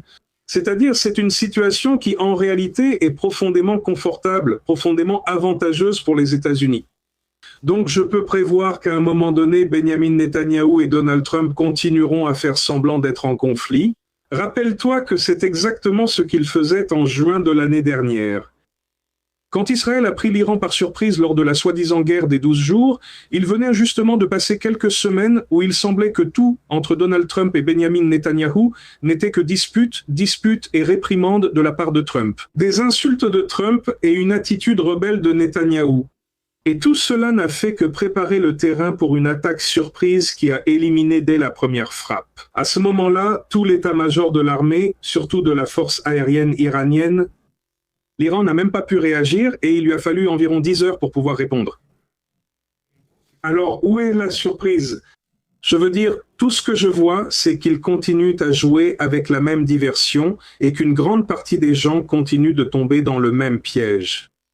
Et l'Iran, surtout l'Iran en ce moment, comme je te dis, sous tout ce stress, sur le point de commettre une erreur cruciale, il faut vraiment faire attention à voir comment cela va évoluer. Sur le point de commettre une erreur cruciale, il faut vraiment faire attention à voir comment cela va évoluer. L'Arabie Saoudite ou le risque d'attaque ailleurs dans le Golfe. Mais bon, honnêtement, tout ce que je vois entre Trump et Netanyahou, c'est la même chose que je vois depuis un an, ou même un peu plus. Exactement la même chose. Donc je ne vois pas. Si je vois la même chose, je soupçonne que les résultats seront les mêmes. Incroyable, Dr Gattel. Quelle source de connaissances il possède. Dr Gattel, ce n'est pas le sujet, parce que ça ne l'est pas, mais il me semble qu'ils viennent d'envoyer toute la gauche du Pérou au banc de l'opposition. Résultat en ce moment, sans comptabiliser 92% 766 du total des procès-verbaux. Et Il a plus d'un demi-million de voix d'avance sur Keiko Fujimori. Merci. Qu'est-ce que cela signifie? Rapidement, parce que ce n'est pas le sujet, mais non, attends-moi. Attends-moi. C'est justement le sujet. C'est bien le sujet. C'est-à-dire, pour comprendre pourquoi les États-Unis, et ça il faut le dire ici, c'est ça qui dérange Israël. Mais je le répète, tant pis. Tu as impliqué les États-Unis, ce sont eux les chefs. Pour comprendre pourquoi les États-Unis ont mené une guerre indirecte en Iran, il faut comprendre qu'il s'agit d'une guerre hybride. La première guerre hybride mondiale, c'est une guerre menée sur plusieurs fronts. Et en ce moment, l'un des fronts les moins visibles, mais qui n'en reste pas moins important, c'était les élections au Pérou, parce qu'il s'agit de continuer à reléguer la gauche. L'élection à venir en Colombie est plus notable, mais reste similaire, puis ce sera le tour du Brésil. Actuellement, nous évoquons une guerre hybride. Voyons, pour que nous puissions toujours avoir une vue d'ensemble complète, il faut prêter attention à tout cela en même temps. Premièrement, l'Iran, évidemment, non, le détroit d'Ormuz, et ce qui peut s'y passer. Dos. Deuxièmement, et évidemment, la guerre locale qu'Israël mène contre le Hezbollah et le Hamas, n'est-ce pas? Surtout avec le Hezbollah, mais le Hamas ne tardera pas non plus à suivre le même chemin. Troisièmement, la guerre de l'Iran avec les pays arabes. Disons que c'est l'environnement immédiat, ce qu'il y a dans la cour de la maison. Mais quatrièmement, la guerre entre la Russie et l'Ukraine est également importante. Surtout parce que l'Ukraine travaille très activement en faveur des États-Unis. Pardon, donc vous me dites que c'est le premier tour. Une seconde. Voyons voir. Parce que, excusez-moi, docteur Gattel. Voyons voir, je mets ici élection, résumé général. Oui, je rate quelque chose. Ou non? Je ne crois pas, non? Je ne sais pas. Non, parce que regarde, le sondage rapide, le sondage flash à la sortie des urnes, non. Non, ceci indique mise à jour au 6 juin 2020, 6 à 5h30 du matin. S'il te plaît. Bon, on continue. Bon, d'accord. Donc, je te disais, la guerre en Ukraine, parce que l'Ukraine travaille pour les États-Unis. Je te dis, cela fait un moment que je soupçonne aussi que les disputes entre Trump et Zelensky servent juste à divertir. Parce que quand le détroit d'Ormuz a été bloqué et que les transactions de pétrole iranien ont été annulées, celui qui allait en profiter, c'était la Russie. Mais c'est justement à ce moment-là que l'Ukraine a intensifié ses attaques, endommageant gravement les capacités d'exportation russes, et celui qui vend tout ce pétrole, ou du moins la grande majorité de ce pétrole dont on a besoin, c'est les États-Unis. En somme, les États-Unis gagnent beaucoup d'argent grâce à l'Ukraine. La quantité d'argent qui entre en ce moment au Texas et en Louisiane est énorme, justement au moment où le pétrole est le plus cher. Donc, si je me limite à ce qui se dit, les États-Unis et l'Ukraine sont en conflit. Si je me limite à ce que je vois, à ce qui se passe, je te dirais qu'ils sont alliés. Mais bon, il faut aussi prendre cela en compte. Il faut aussi prendre en compte l'Espagne. Parce que tout cet acharnement judiciaire qui va finir avec Zapatero en prison va aussi entraîner dans sa chute le Parti socialiste ouvrier espagnol. Et avec eux, Pedro Sánchez, l'un des principaux alliés de l'Iran. Donc c'est aussi une offensive contre Pedro Sánchez. Cela fait donc partie de l'ensemble de ce conflit. Nous parlons aussi de l'offensive contre le narcotrafic, de la pression que les États-Unis exercent de plus en plus contre le Mexique. C'est à cause de tous les problèmes ici, pas seulement au Mexique, mais aussi en Équateur où il y a eu des bombardements. Nous parlons aussi des processus électoraux qui vont avoir lieu, enfin qui ont lieu en ce moment au Pérou, le plus discret. Mais celui de la Colombie arrive, ce sera le plus marquant, et celui du Brésil arrive aussi, qui sera le plus important en raison du poids régional du Brésil. Et nous parlons aussi du conflit interne aux États-Unis avec les démocrates. En ce moment, l'épicentre du conflit avec les démocrates, c'est l'élection à Los Angeles. C'est-à-dire là où il y a clairement une fraude. C'est-à-dire, statistiquement parlant, il n'y a aucun moyen de le réfuter, n'est-ce pas? Donc, cette histoire de Keiko Fujimori fait bien partie de tout le conflit. Et donc, c'est une étape de plus dans l'avancée. C'est-à-dire, on revient au point de départ. Depuis que l'USAID a fermé, les gauchistes ne gagnent aucune élection. Donc là, on peut voir toute la structure établie par Barack Obama. Comment il bénéficiait au mouvement de gauche, au castro-chavisme et au terrorisme iranien. Et, dans tout cela, comment tout cela le servait. C'est-à-dire, Barack Obama, petit à petit, les choses deviennent plus claires, les eaux se calment, la poussière retombe au fond du verre. Il devient de plus en plus clair que Barack Obama était littéralement un traître. C'est comme ça, point final. Sans détour, n'est-ce pas? Cette histoire de Keiko est intéressante pour observer le panorama. Voulez-vous comprendre pourquoi les États-Unis agissent ainsi? Gardez simplement à l'esprit que les États-Unis n'y vont pas un par un. Ils déplacent toutes les pièces en même temps, tout le temps. Donc il faut prendre en compte tous ces aspects au moment de faire l'analyse. Merci. Incroyable, Dr Gattel. Docteur Gattel, que peut-il se passer aujourd'hui? Merci. Il peut arriver que, tu vois, soudainement, ce qui semble le plus probable, c'est que l'Iran perde le contrôle. Qu'il fasse quelque chose de très stupide, comme en ce moment avec le bombardement de l'Arabie Saoudite, qu'il lance une attaque très violente contre les pays du Golfe. En ce moment, contre Israël, eh bien, dans cette sorte de test mutuel qu'ils ont fait, l'Iran a déjà vu que les défenses israéliennes sont prêtes. Israël a déjà vu que l'Iran n'a rien pour se défendre. Alors, il peut arriver que, dans une réaction complètement viscérale, irrationnelle et fanatique, ce qui malheureusement n'est pas rare dans le cas de l'Iran, c'est-à-dire, nous ne parlons pas de gens raisonnables. L'Iran, grand-mère, on ne parle pas de gens raisonnables? Non. Et il se peut que l'Iran fasse une erreur et que la guerre éclate à nouveau peu après. C'est-à-dire que l'Iran fasse quelque chose qui franchisse toutes les lignes rouges et que les États-Unis et Israël s'en prennent à lui. Ou il se peut aussi que l'Iran parvienne encore à se contenir et lance des attaques, par exemple contre l'Arabie Saoudite ou d'autres pays du Golfe, mais de manière limitée, comme il l'a fait avec Israël, afin de sonder un peu la situation. Et demain, nous revenons à ce schéma où Donald Trump continue de jouer. Ici, il y a une négociation, ils ont jusqu'à jeudi, n'est-ce pas? C'était l'une des nombreuses dates limites données par Donald Trump. D'ici jeudi, cela doit être réglé. Mais il en a fixé tellement que plus personne ne sait s'il va les respecter. Mais justement, c'est le terrain que Donald Trump préfère que personne ne sache ce qu'il va faire. Parce que c'est précisément comme ça qu'il prend tout le monde au dépourvu, surtout l'Iran qui a déjà été pris au dépourvu 2 fois. Leurs dirigeants sont actuellement dans plusieurs tombes à cause de cela. Donc, ce que nous pouvons voir, c'est encore ce jeu de négociation et les choses arrivent à se calmer en ce moment et dans les jours qui viennent. Il sera intéressant de voir quel suivi Trump donnera à ce qu'il a dit à l'Iran. Souvenez-vous de ce qu'il a dit. Ok, ça suffit, tu as déjà tiré, ça suffit, arrête, reviens à la table des négociations. L'Iran ne revient pas à la table des négociations. Au contraire, maintenant il a tiré sur l'Arabie Saoudite. Donc c'est quelque chose qui finira par être utilisé contre lui. Il est difficile de prévoir la suite. L'Iran pourrait encore réussir à se contenir et éviter l'erreur fatale. Mais il s'en rapproche de plus en plus. Donc, le plus probable en ce moment, c'est que la guerre commence.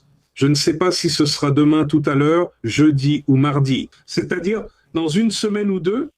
Mais chaque événement est un pas de plus qui nous rapproche du redémarrage de la guerre. Il reste encore une certaine probabilité que tout cela joue en faveur du groupe de négociateurs iraniens, c'est-à-dire du groupe politique, et enlève du pouvoir aux gardiens de la révolution. Donc, nous ne devrions pas non plus être surpris si, soudainement, l'Iran lui-même provoque son propre changement de l'intérieur. Mais honnêtement, je vois cela comme étant plus improbable, plus difficile, plus lointain. Je pense que c'est ainsi le tableau que l'on peut dresser en ce moment, évidemment en attendant que d'autres choses se produisent. Mais le tableau à cet instant nous indique que nous sommes plus proches de la guerre, et il est vrai qu'elle pourrait commencer aujourd'hui. Merci beaucoup, Docteur Gattel, d'avoir pris ce temps avec Stratégie militaire, où vous êtes aussi chez vous. Eh bien, nous allons voir ce qui se passe, nous allons voir ce qui arrive. Merci. Merci. Au contraire, merci pour l'invitation. Je veux dire, évidemment, j'ai eu une journée un peu compliquée à devoir vérifier toutes les informations. Tu sais comment c'est, ça t'arrive aussi. Moi, merci. Aujourd'hui, j'étais à la pêche, Docteur Gattel. Aujourd'hui, je pêchais. Au lieu d'une dorade, c'est une nouvelle qui est sortie, t'as dû interrompre. J'ai dû partir en courant, laisser les cannes, les poissons là-bas. Enfin, une folie, Docteur Gattel. Merci beaucoup. Merci. Merci d'avoir été ici avec nous. Non, au contraire, et bien sûr, j'imagine qu'on se reverra bientôt, parce que tout cela n'est pas encore terminé. Très bonne soirée, Docteur Gattel. Gattel, un plaisir, à bientôt. À plus tard. Au revoir. Grand, très grand Gattel, c'est un génie parmi les génies. Et son savoir vaut toujours de l'or. Famille, merci d'avoir été en direct avec nous. Pour l'instant, c'est tout. Je vais essayer de me reposer 5 minutes avant que l'alarme ne sonne encore. Vous savez comment ça marche. Alarme, bunker, on monte, on descend, tout, enfin bref. On se retrouve dans la prochaine émission sur Stratégie militaire. Merci d'avoir été en direct avec nous. La nouvelle Hezla. Je ne mens pas, les données ne trompent pas. On se retrouve dans la prochaine émission.